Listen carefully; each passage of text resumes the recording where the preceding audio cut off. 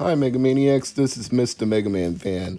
Today let's play a game called How Well Did I Do Without Looking These Up First? I bought 5 Super Nintendo sports games for about $30 before tax, starting with Kyle Petty's No Fear Racing. I paid $4.99. According to price charting, it goes for $9.24 loose.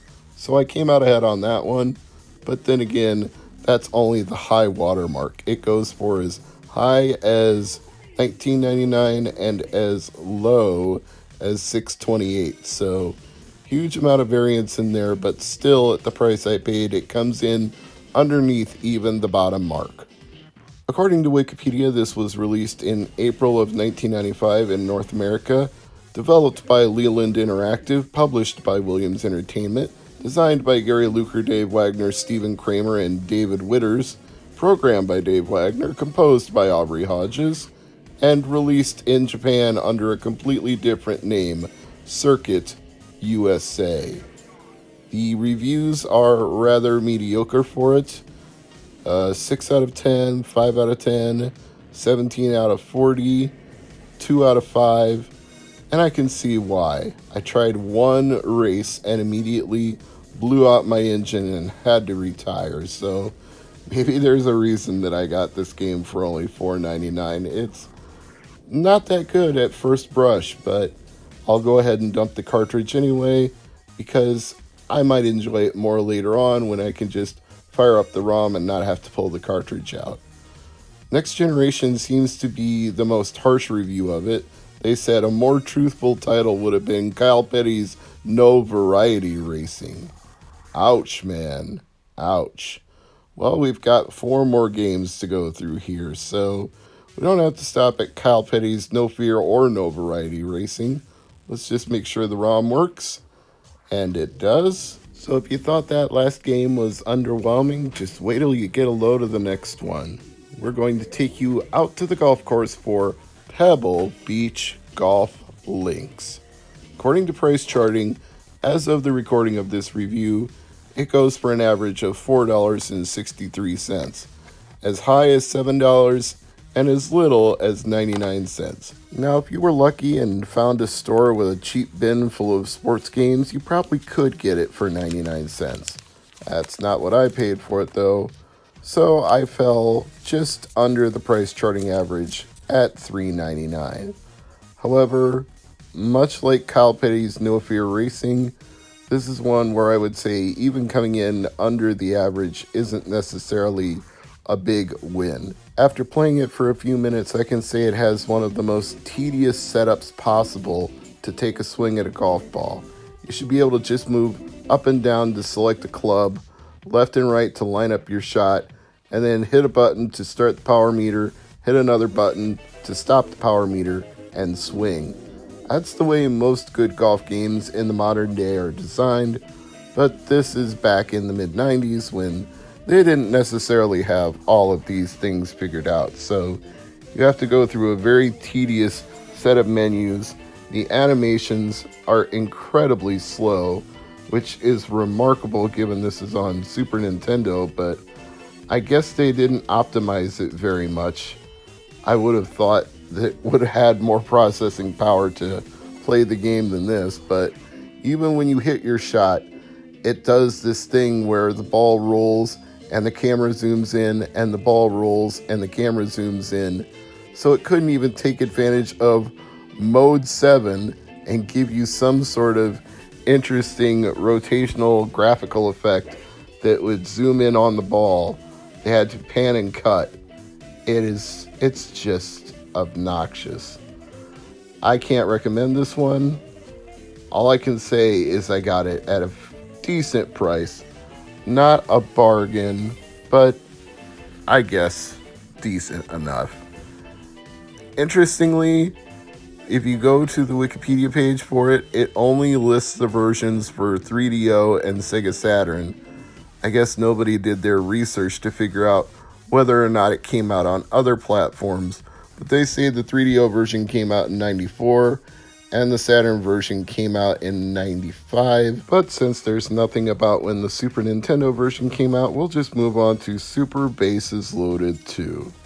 This one was the most expensive of all the games I picked up, going for $9.99, and according to price charting, that's pretty close to the average, $9.86 loose.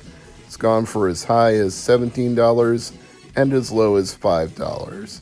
So, paid slightly more at the time I bought it than the average goes for, but certainly not the high watermark in terms of the overall value.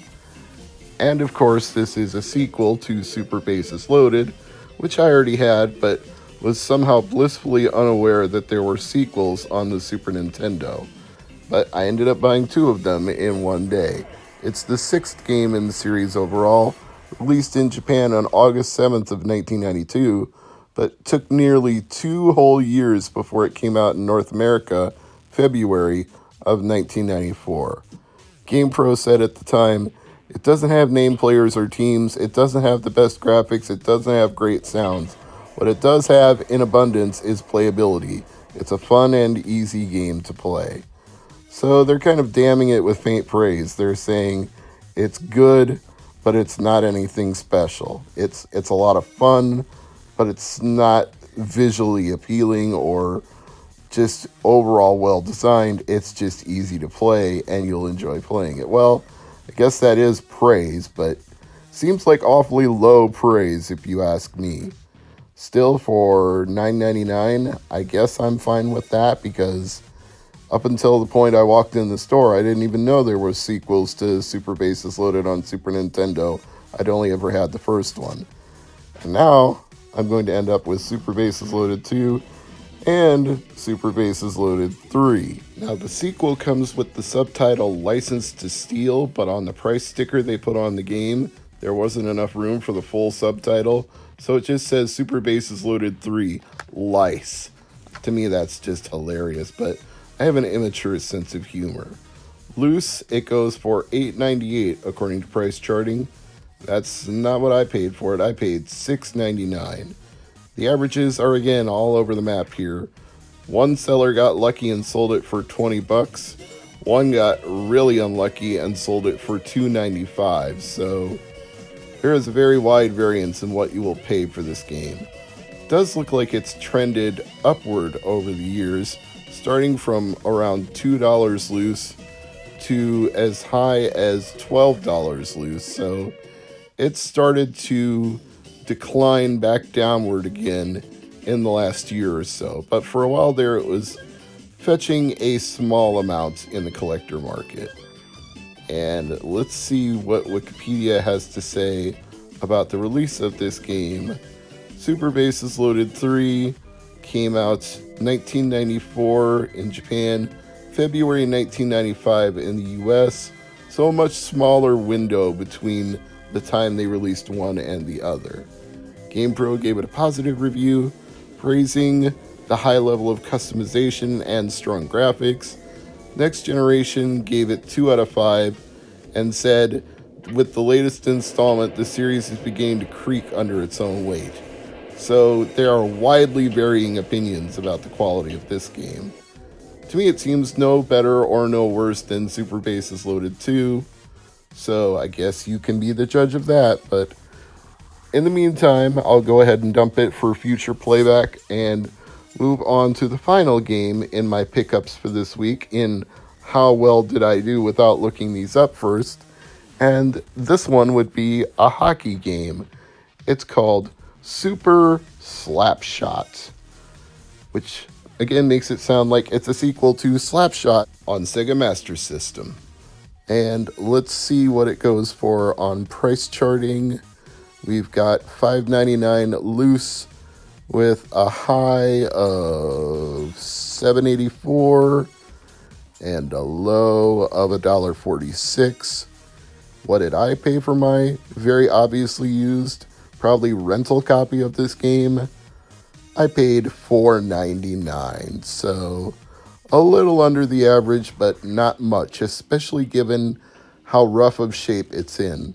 But it works, and I need more hockey games on Super Nintendo anyway. I don't have that many, so it's okay to pick one up and add to the collection. North America, August 1993. Japan, August 1993. So came out at virtually the same time in both territories. And Power Unlimited gave it a 75% rating. And the German-based magazine Total gave it 3.25 out of 6. So once again, widely varying opinions. One is just barely over 50%, and another is 3/4 of the way to 100%. I suppose it makes a difference whether or not you like hockey games, and maybe hockey games just aren't that popular in Germany. That may have affected the review. But it seems like it's a decently received game, composed by Tommy Tallarico, who is a source of much controversy in the retro gaming world these days, thanks to the Intellivision Amico. But I don't mind any of his music in this game, and I don't mind this game. So even if I didn't get much of a bargain on it, and even if it's a little rough, I think I'm happy having another hockey game in the collection. I'm Mr. MegaManFan. This has been the Retro Hunting Adventures. Thanks for watching.